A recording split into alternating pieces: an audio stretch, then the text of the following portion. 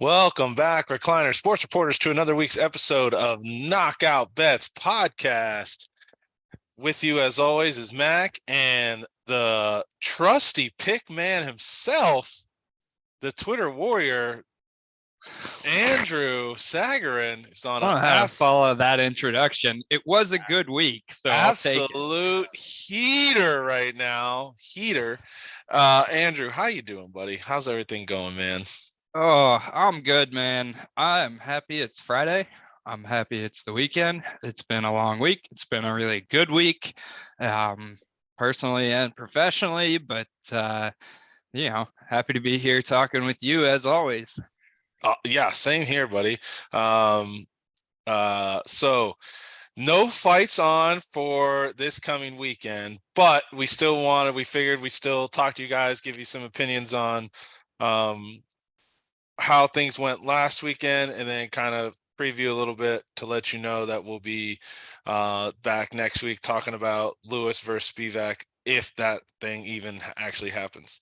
So And let's if it just, does yeah, happen, it's going to happen at like 4 a.m. East Coast time. So nobody might know if it actually happens or not until the next day. exactly. So, I mean, I'm going to try to stay up. I'm a huge UFC fan. I understand this card was made with the idea that it would happen in Korea with Korean Zombie headlining it, and he got hurt, and so now they're having it in Vegas. But the main card starts at 1 a.m. East Coast time. So by the time Spivak and Lewis get in there, it's going to be 4 a.m. We're going to see who makes it to watching that fight live or not, who yeah, passes right. out on the couch or who just goes to bed. That's the new bet. Over under who is going to stay up later to watch it, Mac or Andrew. That's the real bet right there. Okay, and what do we put the odds? I think it's a pick 'em, man. Minus 180 me. Yeah, You well, think it's a no, pick 'em? I think it's a pick 'em because I have no idea what next week will hold. I could be asleep by 10 p.m. or I could be up watching the whole thing. I don't know. It Yeah. depends. I'm deep hard into Sopranos right now. Okay. So I've been staying up really late the last couple nights watching it. So I've been training for That this. is a good show. Have you ever watched? Is this like second watch or first one? This is the first time ever. Oh, you're in for a great show, man. That Dude, show is so good and it holds up over time. Yeah. it's amazing. I can't believe I've never watched it. It's great. So Chris, who's a mutual friend of ours, Chris just watched The Sopranos all the way through. Oh, I don't know, probably like 6 months ago, and he was addicted like That's through all the seasons. So I think that's gonna happen to you too. Oh, same. I can't stop watching it. All right, here we go. Before we get started, this is how into it I am right now.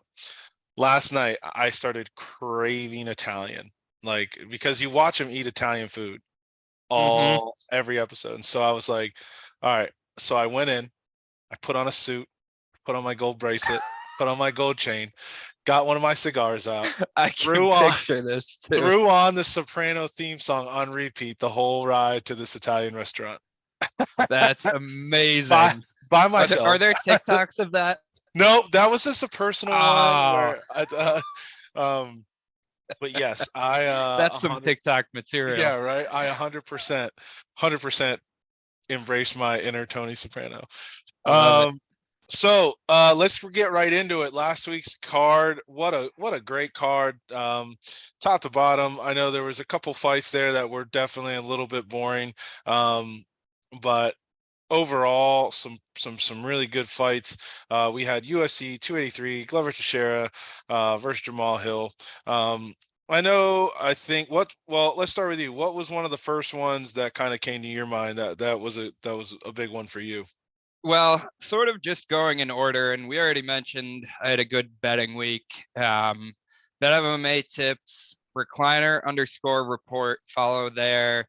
Had a really good week, have some bets up already for the card that's a week from Saturday, the Lewis Spivak card. I'm actually way more invested in that card than I thought I would be when I looked at it at first. But yeah, the first one for me was the first fight. It was Daniel Marcos um, showing his takedown defense, showing I'm not sure that he's necessarily a guy that's going to stay undefeated forever, but showing that he was definitely the better fighter in that fight. If you followed our Bet MMA tips, this is just the biggest commercial for that, because I got Marcos early in the week last week. I think I put the bet maybe in on Monday or so at, it might have even been Sunday, at plus 160. By the time that fight went off, I think he was down to like plus 110, maybe plus 120 in certain books. So having that at plus 160 when the line went off like that, and then having that hit, that was super exciting. I mean, first fight of the night, have a nice plus 160 hit. That was fun for me. Yeah, I remember I blocked that one in too. Yeah, I had that at one. Final lock in on that for me was plus 130. So yeah, that was a great start to it.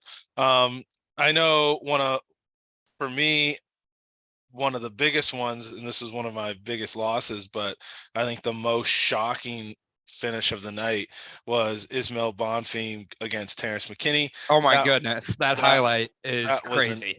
absolute straight, watching like a straight dead body appear on screen, the straight knee right to the face, and then just slept him right there and just crumbled. That's tough to see for Terrence. Honestly, I think Yeah, Terrence's hype train is kind of coming to a really big halt right now. I think he's got a lot of work to do to kind of prove that he can go somewhere in this division. I know it's a tough division, but he's not put on a couple great last performances. In that I finish. mean, Yeah. Drew Dober is so tough. I think Yep. I kind of look at this actually a little bit differently than that. Drew Dober is incredibly tough, and he almost put him away a couple of times.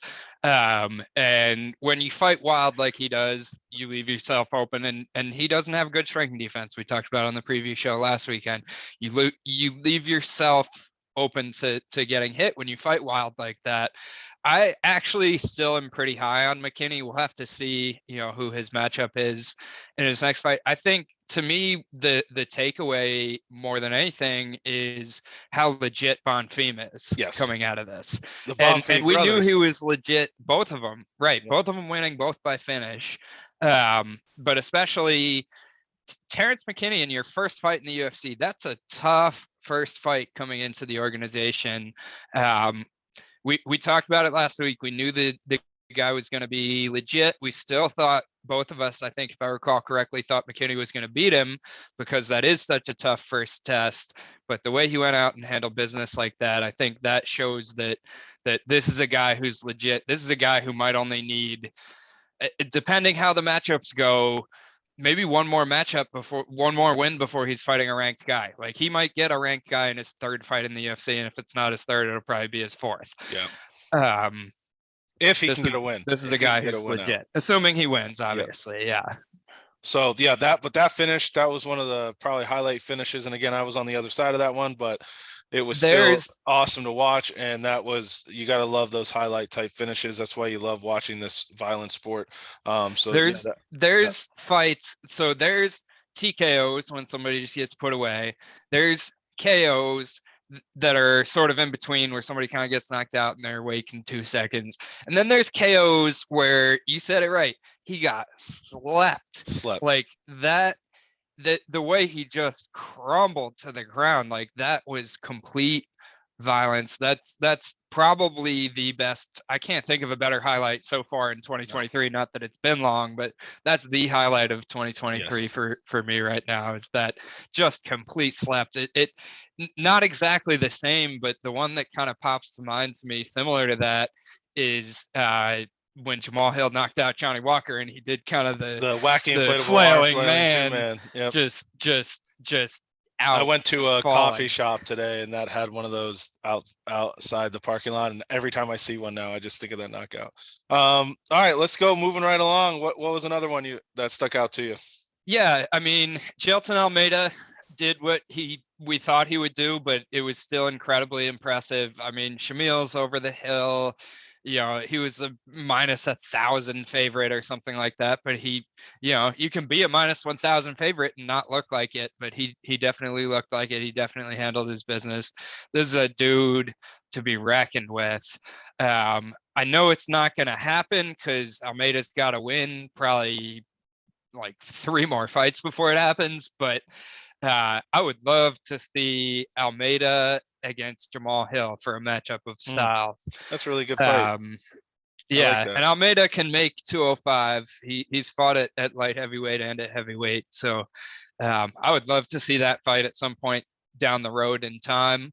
But yeah, Almeida handling his business, you know, it was impressive. I almost want to say it's not impressive because we expected him to do it. He's a minus 1,000 favorite. Everybody expected him to get the finish, but he lived up to it, and he took care of what he needed to take care of. And that's a dude. I mean, a lot of people have known for a long time. He's a force to be reckoned with.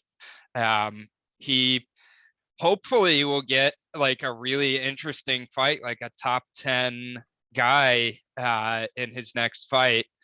Um, and we'll get to kind of really see what he's made of. But I'm pretty convinced that he's legit and going to be fighting the rankings for a while. Yeah, he's the real deal for sure. Um, Next one for me was going right, staying with the family of Gabriel Bonfim and his submission win over Lazaz. Gosh, talk about again having what better dream than to have you and your brother go out and have two finishes in the UFC on the same night. It was just great to In watch. both of your debuts. Yeah, and I mean, such a quick finish too. That was just the way he did Under it. a minute. That's again, you talk about just coming in and showing your dominance right off the rip. He moves to 14-0, and I think that kid's got. I think both when they have some crazy good talent to come up here. They're definitely going to be exciting to watch as we kind of move as they kind of move through the rankings and potentially get up there into the top 10. I think they got a bright future there. And yeah, that wasn't just again another epic highlight finish. And as UFC fans, you always want to. It's funny when you hear like fans start booing and stuff when there's not a lot of action, but that was one of the ones that got that crowd going. Although that was a wild crowd, anyways, which we'll get to a little bit later. But yeah, I know where you're going with that that. was a good finish and good performance by Gabriel Bonfim on that one. Absolutely, absolutely. No, I completely agree. I was really impressed with both brothers. We knew they were going to be pretty good coming in, but even sort of the expectations, they blew those out of the water, both of them. And yeah, like you said, I think gonna both guys are gonna be around for a while. Yeah, those are They're exciting. not going anywhere anytime soon. All right, what's the next one you were thinking of? Um, I mean, we gotta mention it, right? I mean, it played out a way that was definitely a possible scenario. I didn't bet this fight at all because I did see this as a possible scenario, although an unlikely one. Bruno Ferreira, another UFC debut, knocks out RoboCop in the first round. That's an impressive win in your first fight in the UFC and done in an impressive fashion. I think that's, RoboCop got clipped. If that fight had gone longer, we might have seen it go differently. The guy landed the shot at the right time when he needed to, in the right place with the right power. Um, I'm not sure that I saw enough from Ferreira to compare him to, you know, the Bonfim brothers in the way that I'm gonna say, oh yeah, we're gonna be hearing from him for a while. I mean, we need to see him fight again. In my opinion, we need to see him fight again another time or two, get a better read on what he's got. But definitely an exciting debut to win against a solid guy with a first round TKO like that. Yeah, one of the bigger upsets of the night too. That was really great performance by Bruno. Again, especially with a guy like Rodriguez who's so durable, for him to put him away in that type of fashion in the first round, that's really impressive. So hats off to Bruno for that one. Yeah, Moving up the card,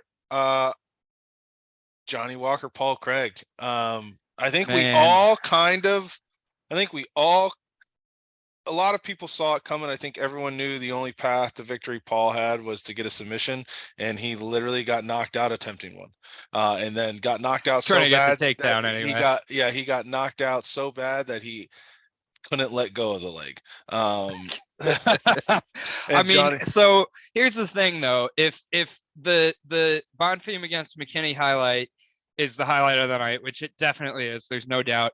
I think Johnny Walker's win is kind of the second highlight of the night. He's got one leg up in the air. Paul Craig's trying to like treetop him and take him down. And he has so much torque in his upper body and so much power in one hand that he knocks him out while he has a leg in the air. I Very mean, impressive. I mean, that's a pretty cool highlight right Yeah, there. That that was was super impressive. at the time watching it live, it was like, what did I just see? How did he do that? And Yeah, then you because see the again, replay, and it's like, okay, that's how he did it. you couldn't even, you could see like Paul, it looked like Paul was still trying to get the submission, but then you're realizing that he's knocked out and he just is holding on to a leg. But then Johnny Walker delivers another amazing post-fight interview. You gotta love Johnny Walker. He's definitely a people's guy. He's fun. He's He's so chill. fun. He's so exciting. He's entertaining. He's good for the UFC. I'm glad to see him get back in the win column. Stinks for Paul, but as everyone knows, Paul Craig will be back and he'll be throwing up submissions another time. But hats off to Johnny Walker. It's going to be kind of exciting to see what Johnny does though in this division and who he fights next and kind of Yeah. where his next fight's going to land him. There And was a see. time when he was like a hot up and coming prospect. They were like, this is the guy that's going to beat John Jones. This is the guy that's Yep. going to beat John Jones. And then he got exposed a couple times. He got, exposed for being wild and reckless. And we can't say much based off of a quick first round knockout like that one against Paul Craig. But it definitely did seem like, even though it was another first round finish in his last fight against Kudalaba, that he brought a better game plan, more intelligent fighting, and more well rounded too. Yeah. So yeah, I mean, it's going to be interesting. I think like, when he came up and was beating, Thiago Santos and Ryan Spann and all those guys and winning a bunch of fights in a row in the UFC, and everybody's talking about him. It's this hot prospect, and now that's kind of cooled off. But that same guy is still there. Those skills are still there, and he's adding to his skill set as he goes. Um, I'm not prepared to sit here and say, oh, he's a top 5 guy by the end of this year, mid 2024. Not necessarily say that with any degree of certainty, but is it possible? Absolutely. Yeah. 100%. All right. The the only reason I'm bringing up this next fight, is because of the destruction that was had to Lauren Murphy's face. So this fight should have been stopped at the end of the second round, and it's bad for the sport of MMA that it wasn't, is my opinion. Jessica Andrade pounded Murphy's face into literally making her a different looking person, similar to the Joanna Whaley fight.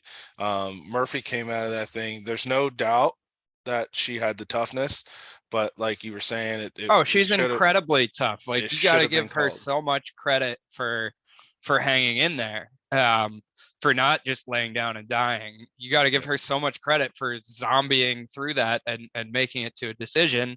And you also got to really question, what her coaches were watching, that they didn't throw in the towel at the end of the second round. yeah, that was an absolute massacre. The Like I said, the only reason I'm bringing up was because there was just so much damage that was done to Murphy's Right. face. I mean, Andrade did what we thought she was going to do. Yep, That was another one where it was pretty predictable how that was going to go down, and it was going to go down how it went, and it was either going to be a late finish by Andrade, or just one way traffic, and Lauren Murphy being incredibly tough, which is kind of what she's known for, and she lived up to it again there. exactly. All right. Next up, we got Gilbert Burns, Neil Magny. I think this one went exactly how everyone thought it was going to be. But Yeah, I I mean, think I don't know. the most important thing about this, though, why I'm bringing up this fight, is because of the call out from Gilbert Burns to Colby Covington, in front It's a of good the call home, out. They in should make front that fight. of the home crowd in Brazil, where Colby Covington called them all a bunch of smelly rat people.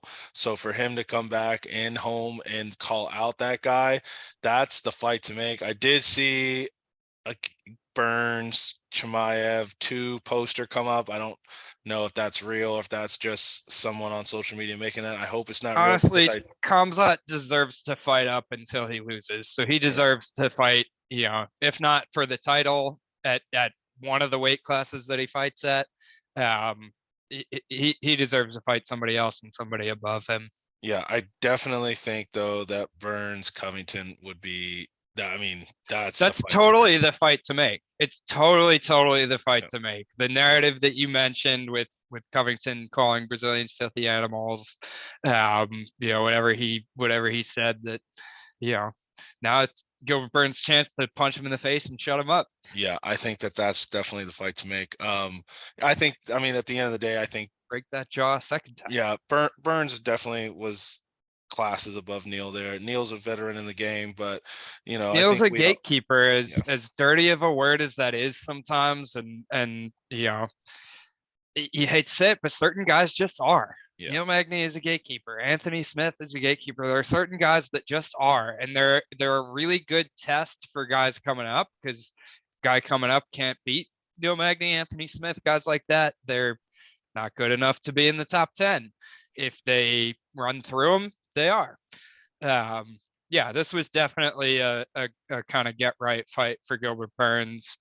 uh, Part of the reason I did really well on my bets is that I was heavy on Burns in parlays. I think I had at least 4 units total on him in different ways. Yeah, he was a good finish to a couple parlays for me too. So yeah, I hope that fight gets made. I think that's the fight to make, and Gilbert Burns another impressive win.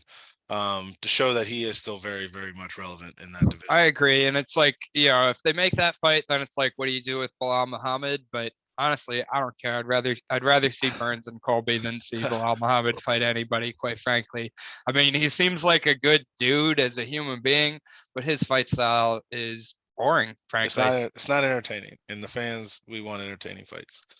Speaking of entertaining fights, I was gonna say up until this point, this was the fight of the night. Um, but as we all know how the main event played out and how that was fight of the night. But Figueredo Moreno for my God, I talk about calling it performance wise. Moreno had a game plan and he just executed, and he mixed in the takedowns when he needed to score points. He was way quicker, he looked way faster, and then just slipped the thumb punch from hell right into Figueredo's eye. And I know there's a little bit of controversy saying was it a poke, but that replay showed enough. It just was yeah, that it was knuckle, clean. the knuckle right to that just sweet spot in that eye and shut his eye down. I think one of the quotes of the nights though was when Figueredo's trainers were screaming at him in Portuguese, and then you hear the translation go, "Who cares? You fight with one eye." Right before the doctor came in to finally stop it. But that's like, talk about that fight wasn't going to be stopped unless for a doctor stoppage. It was the right call. They literally brought the doctor in, and he couldn't even His see eye out of was that thing. closed. It Yeah, was completely shut. Um, but man, what a great fight to that point. I mean, that was electric. Loved it, and I think it leaves no doubt that Moreno is the champion in that division. I think we can move on now to see who else is going to come up. And I think even yeah, Figueredo himself said he's going to he's another moving up. division. Yeah, So hats off to Brandon. Great kid, great story, love it. Figueredo again, epic performance. I don't think he was going to stop. It just you get caught in that spot, and Moreno is so quick, right? He even said he's like, I'm not the punch out with one punch power guy, but I'll get you enough times that it's going to wear you down. And again, when you move quickly like that and you throw enough with that volume, it's not luck when you get those type of punches. That's just dialing in a great game plan. But yeah, hats off to Moreno. What was your kind of thoughts on this one? yeah. I mean, I picked this fight wrong. It was pretty clear one-way traffic for Moreno. He definitely, even if it hadn't gotten finished, he was at least up 2-1 in rounds. Maybe had won all 3 rounds. It was clear that unless Figueredo had found a finish, Moreno was going to win the fight one way or another, whether it Yeah. was stopped there or not. Yeah, I mean, I love Brandon Moreno. He's one of my favorite fighters in the UFC. Like, just the positive energy that he brings, and like the excited attitude that he has all the time. Like, you can tell he loves fighting. He gets so fucking excited when he wins. Like, how could you not love the guy and be a fan of Right. the guy? Like, there's no way you can't be a fan of his. And So I'm except happy for for, him. I can tell you who aren't fan of him, Good the point. whole country of Brazil. But I tell you what, again, just showing Moreno's attitude, you could tell he was like a little boy on Christmas running out, getting the beer thrown. And he was just laughing. He was having so much fun. And you know what? It makes you think, like, was it really out of bad? It was in bad taste to have him throw the beer, but Moreno didn't care. He enjoyed it. You could tell he was having fun and he was just excited to get the win. But yeah, talk about very classless from the Brazilians there to just drench him with beer. That Yeah, no, you're right. He took it well. He was having fun with it, but you know, to jump ahead a little bit, talk about Class E when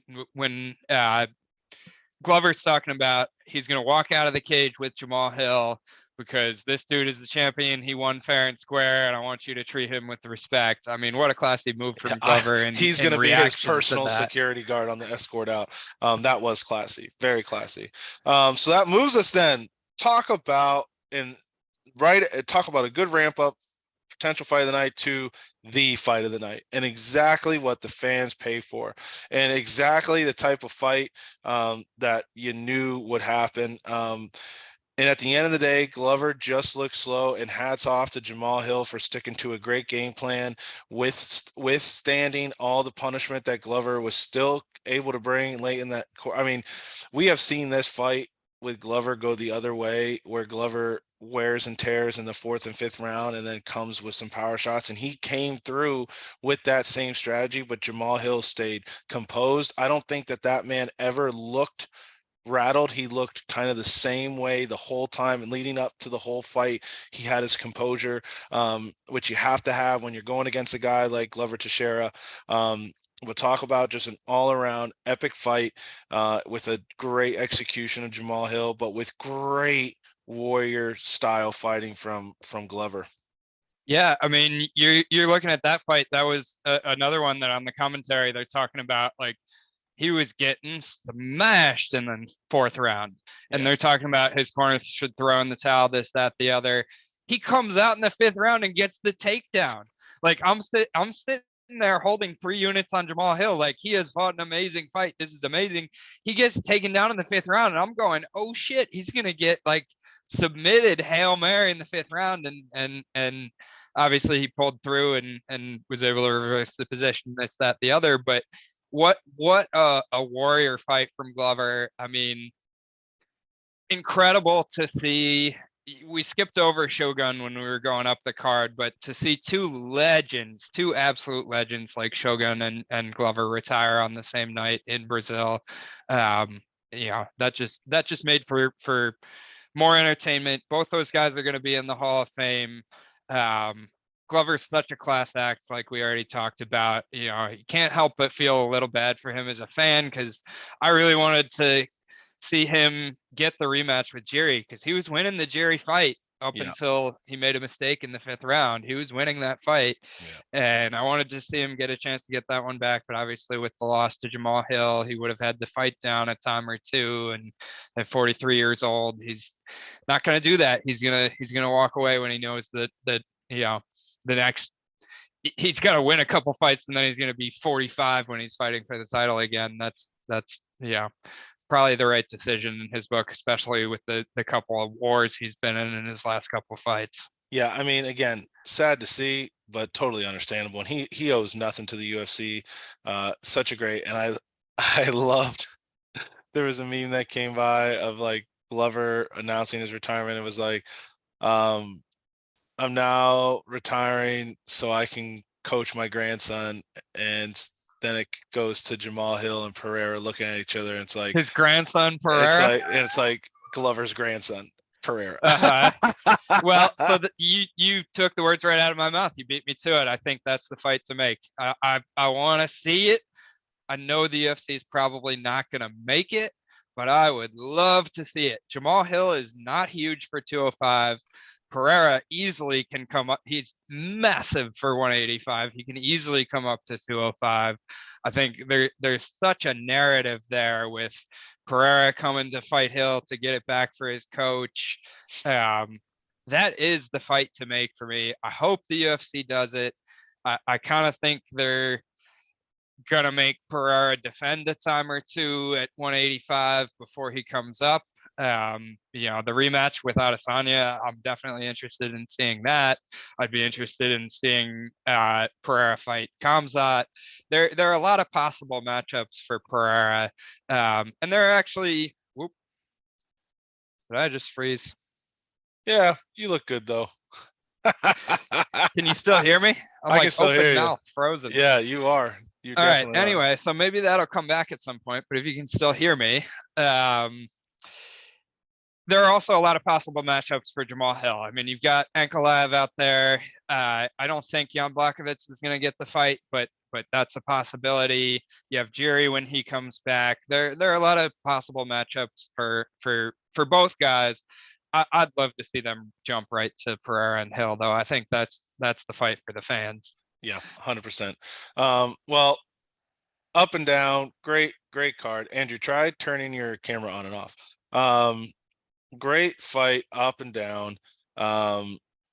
Super.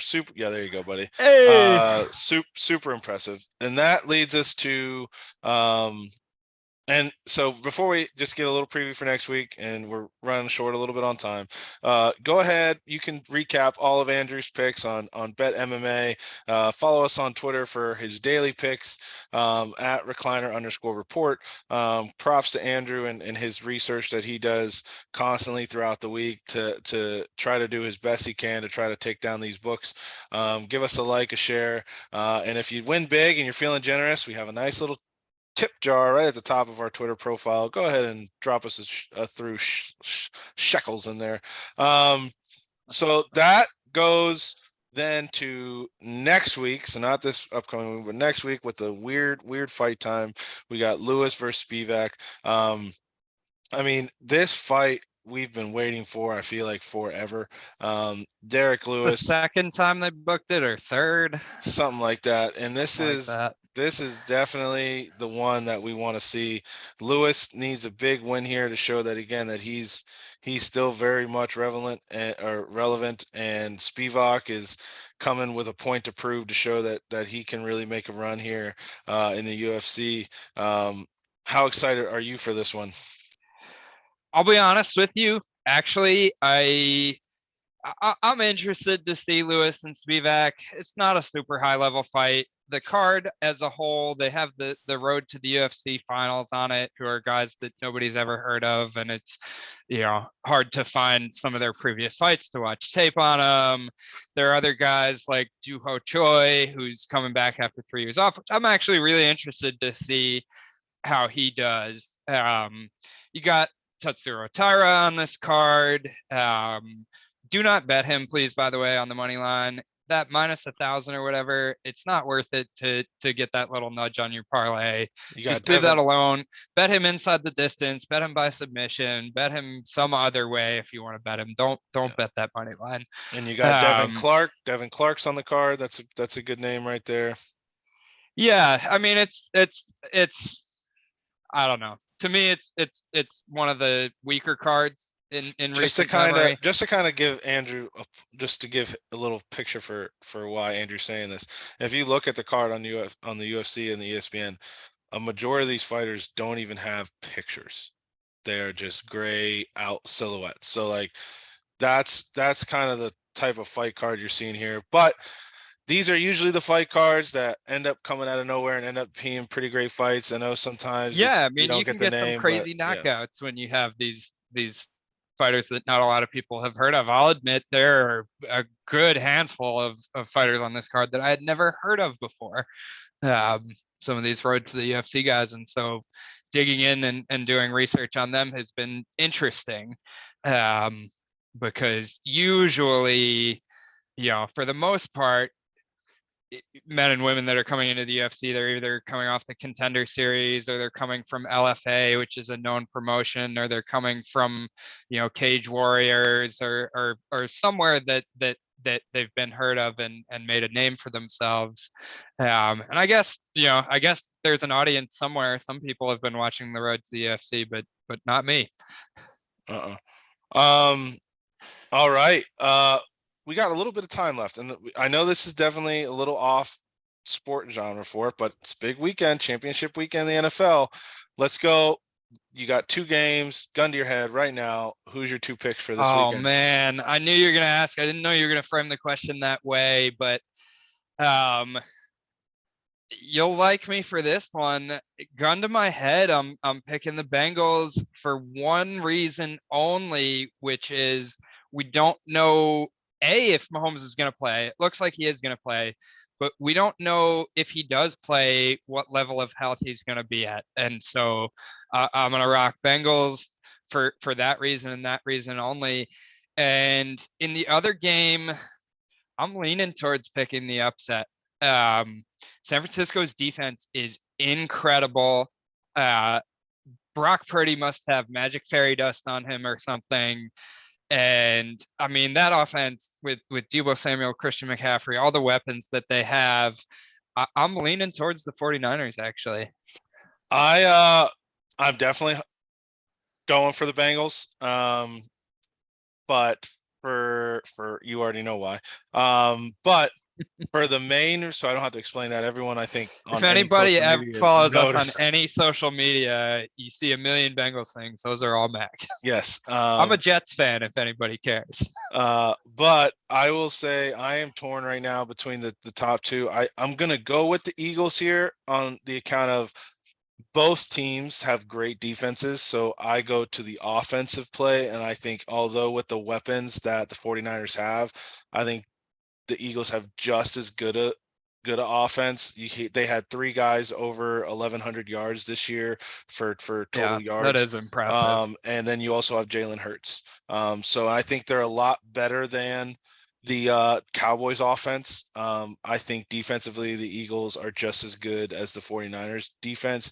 Not maybe statistically, but I think in this game, I think that we can see a pretty big similarity. So I'm going to go with the Eagles offense to get this done. I'll say it again. Look at the under in this game. The under is looking really, really good. I think it's back at 43 again. So that's another, I would safe bet under. And then my player prop picks for this, I'm keeping this just for the Bengals, but take Joe Burrow's. I think he's set right now at 273, which he's gotten like 300 yards a game versus the Chiefs. I would take Joe Burrow's over on his touchdowns and on his yards. Stay away from the completions. He's been kind of sitting on the borderline, 23 out of the 20, and he's been set at 24. So I'd keep I think they're going to establish a good run game. So I would not take the completions, but I would definitely take the yards and the touchdowns. And then on the end of that, I would take the receptions for Higgins and I think it was 4 receptions for Higgins and 7 for Jamar. I think that those are safe to play. So another bet that I love too, player prop, Joe Burrow anytime touchdown. He had 5 in the Let's go. regular season and had 1 against the Ravens in the playoffs. And 1 against the Chiefs earlier, so he's got this. Yes. So Joe Burrow in the red zone, I don't have the stat in front of me, but in the red zone, he runs the ball more than he does anywhere else. Joe Burrow getting in the end zone. A lot of times you can get that at like plus 500, plus 600. Oh yeah. I hit that in the Ravens game at plus 650. I think you hit it too that game. Yeah. Joe Burrow anytime touchdown, you can get that on nice high odds. Sprinkle a little tiny bet on that. Awesome. All right, everyone. Thanks for watching, and as always, Keep the change.